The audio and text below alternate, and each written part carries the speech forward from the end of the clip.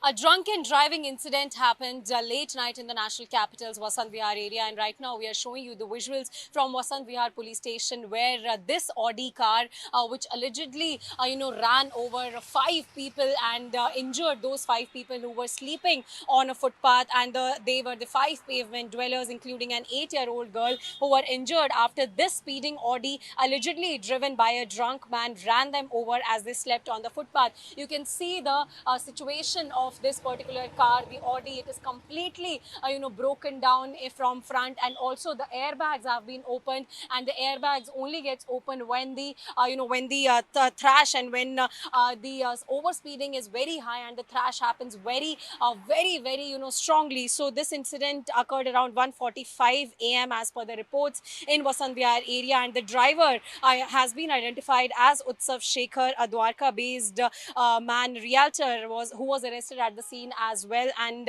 he was reportedly driving home from Noida when the incident took place. But the medical tests have also been done of Utsav Shekhar after this incident happened, because the police officials were informed by a PCR call at around 1:45 a.m. and as soon as the police officials reached there, they arrested Utsav Shekhar, the driver of this Audi car, from the crime scene, and medical tests were also done of Utsav Shekhar, and it was confirmed that he was, drunk at that point of time, and he was drinking and driving. Because of that, this horrific incident and very saddening incident happened. Once again, you can see the situation of this Audi car, that what must have happened, because the victims, the five people got injured because of this, and they were rushed to the local hospital before the police arrived as well, and they have been identified, in which a 8-year-old girl was also hit. And as per the eyewitnesses and also the initial investigation, this white Audi mounted the curb and ran over the victims